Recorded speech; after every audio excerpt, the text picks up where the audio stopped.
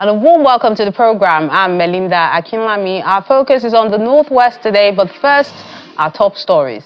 We begin from Rivers State, where the Victor Oko-Jumbo-led Rivers State House of Assembly has condemned the resolution that barred the governor from using government funds. This is coming hours after the Martin Amewule-led group made this pronouncement. Mr. Victor Oko-Jumbo stated this in his opening remarks during plenary today, where he cleared the governor and asked him to go ahead and spend public funds in the interest of the people of Rivers State. He said what Mr. Amewule and the 24 others, whom he described as former members of the House, did not have any legal capacity or moral basis to take such action.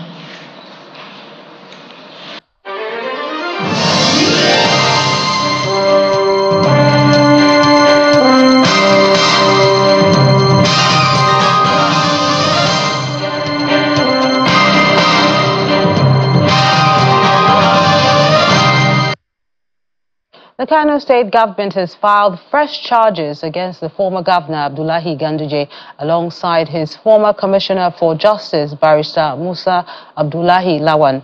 The new charges come shortly after a previous trial commenced in his absentia. The court has not yet set a date for the commencement of the trial. This latest legal action follows a series of legal challenges faced by Mr. Ganduje and his associates. Recently, the court entered a not guilty plea for Mr. Ganduje, his wife Hafsat, and other defendants in absentia on an 8-count charge that includes allegation of bribery, misappropriation, and division of public funds amounting to billions of naira. Still in Kano State, the House of Assembly has passed the State Emirates Council Establishment Bill 2024, creating 3 new second-class emirates. The bill, which was sponsored by the Deputy Speaker, Mohammed Bututu, aims to establish Kano as a first-class emirate, with Rano, Gaya, and Karaye designated as second-class emirates. The bill passed its 3rd reading today during a session presided over by the Speaker, Ismail Falgore. The second-class emirs are to answer to the Emir of Kano and have the authority to advise him on matters related to public order, boundary disputes, community conflicts, and religious affairs within their jurisdiction.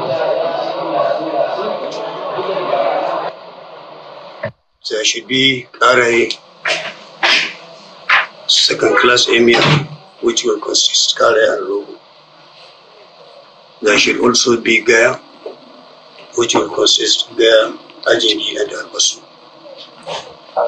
At the same time, there is Rano, which will also consist of Rano, Kibia, and Gokuri. All the procedures, as I mentioned, if you can recall very well, I said after following all the procedures, and the last, the emir will be appointed by the governor's recommendation of the commissioner of local government and social affairs. That's what the law says.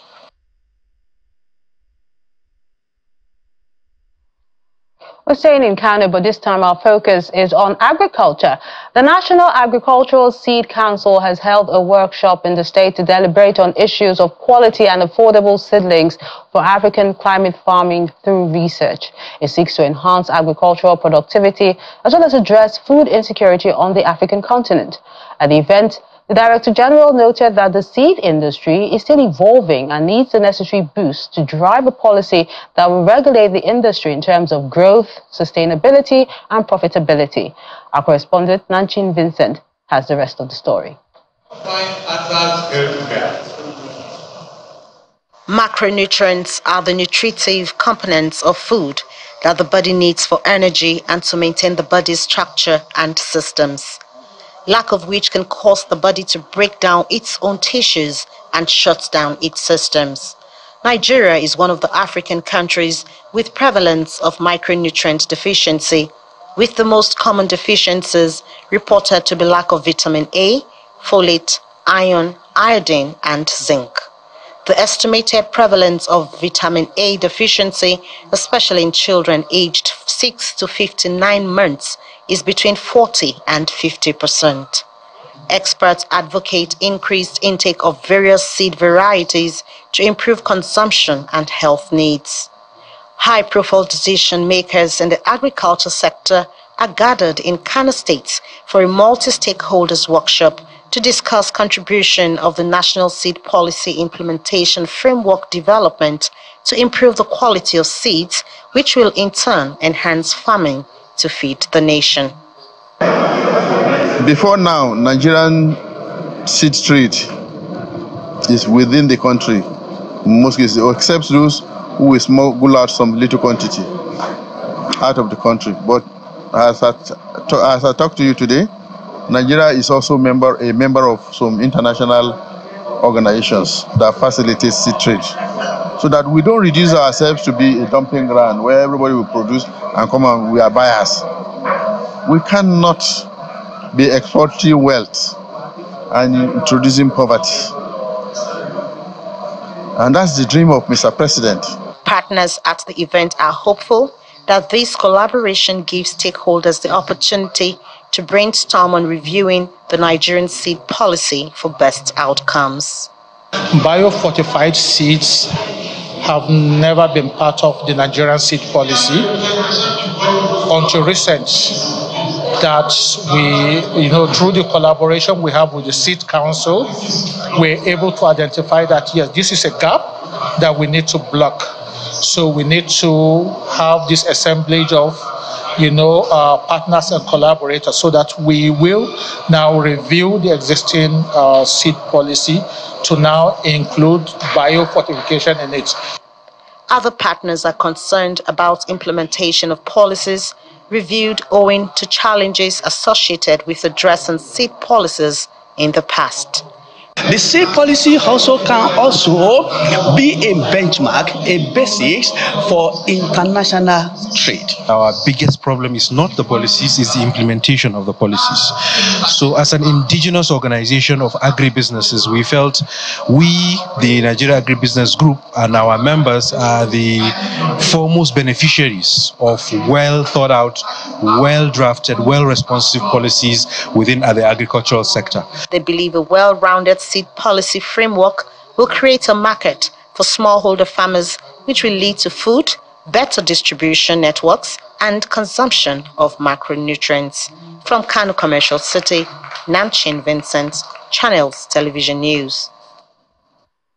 The federal government has launched the Value for Money school feeding program, which aims to strengthen efficiency in the provision of healthy meals for primary school children across the country. The Senior Special Assistant to the President, Yetunde Adeniji, who made this disclosure during a meeting with the Deputy Governor of Kano State, Dr. Hadiza Balarabe, says the project, implemented in partnership with Imperial College London, is geared towards the successful implementation of the school feeding program. The program is a restructuring of the National Homegrown School Feeding Program, which was launched in 2016 by the previous administration. A nutritious diet is what every child is expected to have during the growing-up years. But for children from poor families who are more likely to be exposed to healthy food options at home, free school meals provided by the federal government are the main source of nutritious food to help them remain mentally and physically healthy. It is against this backdrop that the federal government kicked off the school feeding program for all public schools across the country. The Senior Special Assistant to the President on School Feeding Program, Yetunde Adeniji, is meeting with top government officials in Kano State to explore collaborative opportunities for maximum impact on school children. The President has been working tirelessly to ensure that the program, when we kickstart, is going to be seamless and bottleneck-free. In that light, we decided that we should start the VFM search. Now, the VFM search is called the Value for Money research. And this particular research ascertains for states, it's tailored for states, to ascertain monies sent into states, what the value for for whatever it is that we are paying for when it comes to feeding children in that particular state. What monies will these, what would it be set for, what will it be done for, and how much would come, what value would come out of these researches that we're about to do. Kaduna is among the states selected across the 6 geopolitical zones for the first phase of the Value for Money school feeding program, and the state government gives assurances of its readiness of a strong partnership with the federal government on its implementation. We have quite a lot of children within our schools, and providing them with that one meal at least that is considered an adequate diet will do a lot in helping them, grow into normal functioning adults. The second aspect of school feeding is the one that probably the Senior Special Assistant to the President is talking about. That is the one for primary school children. That one, we have had to suspend it, just in line with the decision of the federal government to suspend it. So we are actively waiting for the return of the program, and Kaduna State will proactively key into it and make sure that we get the right value. The Value for Money study will also evaluate the nutritional impact of the school feeding program on the children ahead of its commencement in the selected states. With the help of the state multi-sectoral team, we have had meetings also with the national programs manager, and then we're also still at the point of doing training for the cooks, which we hope to do that before the end of the year. On the long run, the Value for Money school feeding study will, among other things, assess the sustainability of the program in the country, including its long-term impact on students' educational outcomes and nutritional status. Governor Diko Rada of Katsina State has pledged to provide the necessary resources and support to the education sector in order to ensure every child has access to quality education and skills. He was speaking when he launched the disbursement of the third phase of Agile School Improvement Grant to 100 selected secondary schools across the state. According to the governor, each of the benefiting schools is expected to receive over 85 million naira, which will be used for the renovation of dilapidated classrooms, construction of new ones, toilets and furniture, as well as providing water facilities. Education is a cornerstone to our development. It is a foundation upon which we build our prosperous and equitable society. This program, Adolescent Girls Initiative for Learning and Empowerment Agile Project, is a groundbreaking initiative designed to address some of the most present challenges facing our educational sector. By providing large grants to SBMCs, we are not only empowering our schools but also enabling our communities to take charge of their responsibilities. I want to commend the dedication and hard work of the SBMCs. Your commitment to betterment of our school is truly inspiring. Welcome back. Stakeholders and players in the security sector have called for better military-civil relations, especially in states where its operations are ongoing, in order to enhance trust and confidence in the fight against terrorism. They made a call during a 2-day capacity building of the relevant stakeholders to understand that only a united front will make the nation succeed in winning the war against security challenges in the troubled parts of the country.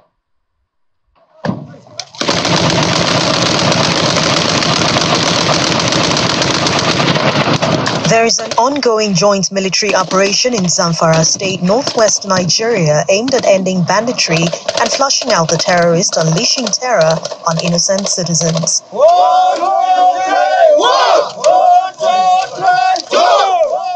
However, security forces say they cannot achieve this without the support of the people, volunteering credible intelligence to them. Trust among security agencies, as well as between security agents and the people, is critical to fostering a common front against enemies of the state. This explains the significance of a 2-day capacity building on regional dissemination of security dynamics, solutions and civil-military relationships in Zamfara State, which has participants from the military, the Nigeria Police, the Department of State Service, Nigerian Security and Civil Defense Corps, National Human Rights Commission, and the media, among others. I mean, there's a natural law where the law cannot take in space. Strong men became law unto themselves. It's just a natural thing. They become law unto themselves because there's nothing to tell them. So people will naturally follow them. You know, don't do this. If you do this, you get this. And there's nobody to stop that person. So automatically, you know, since the security personnel cannot be everywhere at the same time, people who are always there becomes the authority. And that is also an issue of concern. The Senior Program Officer of Clean Foundation, Bernard Ekobe, reiterates that improved collaboration can lead to better intelligence gathering, enhanced trust, and more effective operations against criminal elements.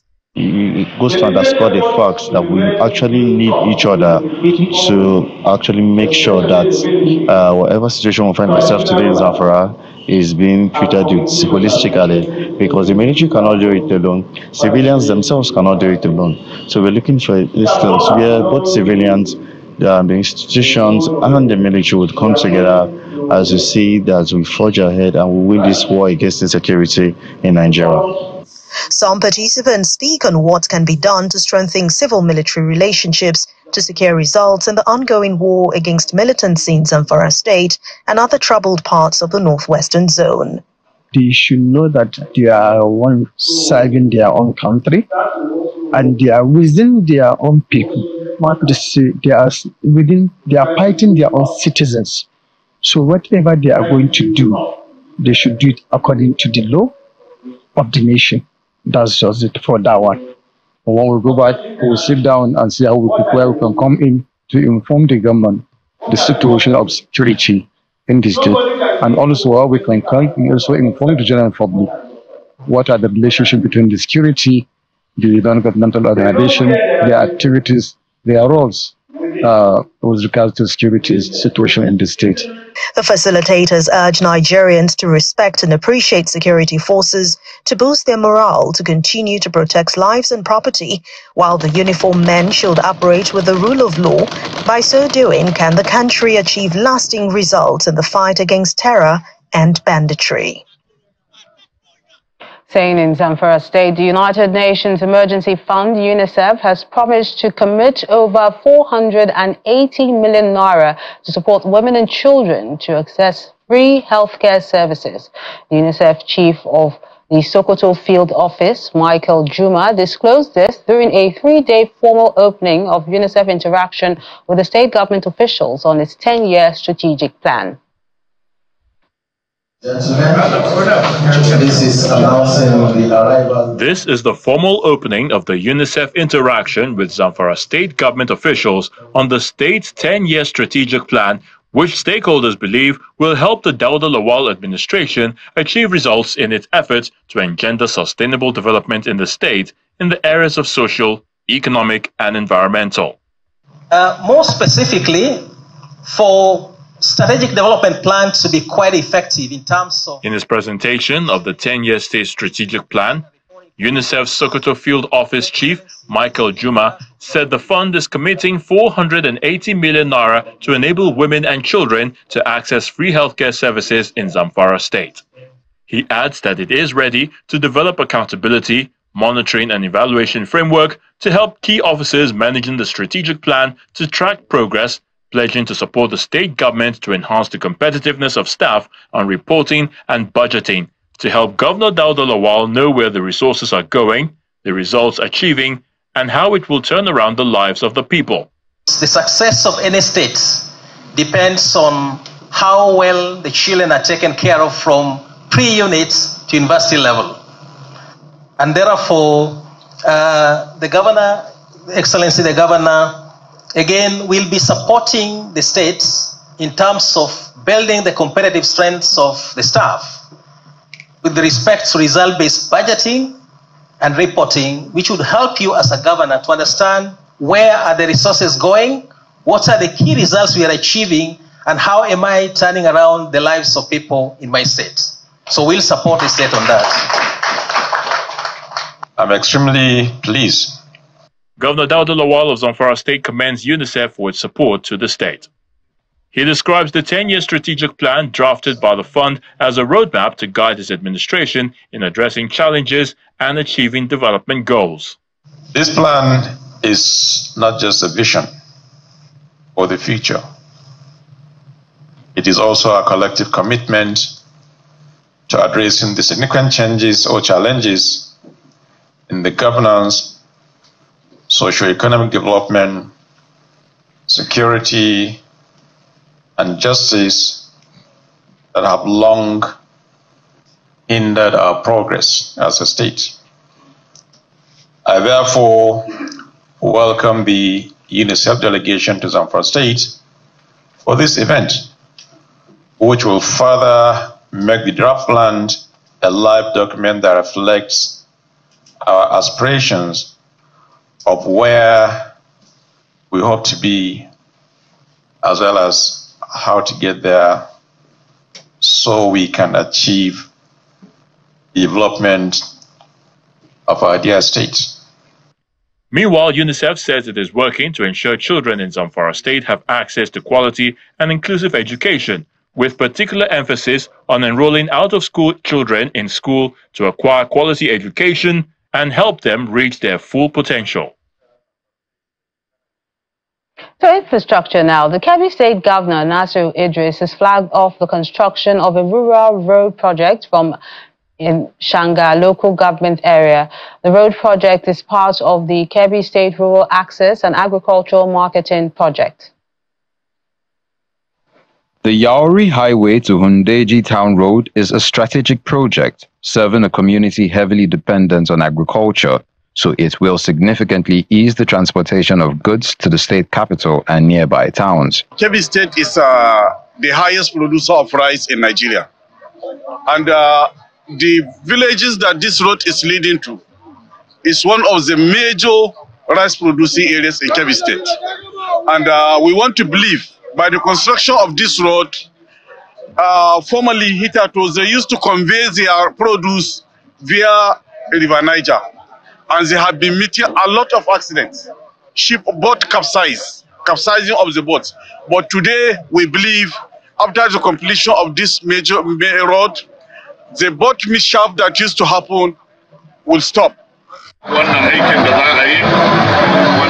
During the flag-off ceremony, Governor Nasir Idris stated that the project marks a significant milestone in fulfilling his campaign promises and emphasized his administration's commitment to providing essential services for the people of Kebbi State. During our electioneering campaign, we have made so many promises to our people, and this one is part of them. We have already awarded a contract of 5 kilometers within Yauri Township Road, which we look at it as a fulfillment of our campaign promises. This road also is part of our campaign promises, and you can see by yourself that we have flagged off the construction of this road. Governor Idris also announced that President Bola Tinubu has approved the revocation of the contract for the Koko Dabai Road. The construction of the road will begin following documentation. We have already received the costing of Argungu 5-kilometer township road, which I want to assure our people in Argungu that, inshallah, the work of construction of that 5 kilometers in Argungu Township will soon commence in earnest, inshallah. The 6.55 kilometers road is set to be completed in 1 year at over 518 million naira, and the contractor has been directed to finish it within 8 months. In the meantime, the Kebbi State Governor has emphasized that he will remain resolute to the development and growth of the state in all sectors. He spoke in Birin Kebbi when the governing board of the Waziri Umaru Federal Polytechnic Birin Kebbi paid him a courtesy visit. According to the governor, he will do everything possible to sustain the ongoing trajectory of progress and betterment already set in motion by his administration. This council, this administration is administration of people of Kebbi State, people-oriented administration. We will make sure that we continue to execute projects that are having direct bearing to our people. And to tell you that we are together as government, we are going to support you people. The Technical Board, Shehu Mohammed Koko, acknowledged the remarkable achievements recorded by the state government, commending what he describes as the governor's inspiring and motivational leadership style. Your Excellency, it's an honor to me to lead this very important governing council for a courtesy visit to your office. As a governing council, Your Excellency, we are committed to supporting your administration goal and ensuring our institution remain a hub for quality education and skill development. Once again, congratulations on your well-deserved award and your outstanding achievement as governor. We look forward to continued partnership for the progress of Kebbi State and our institution. That's the program today. Many thanks for watching. I'm Melinda Akinwani.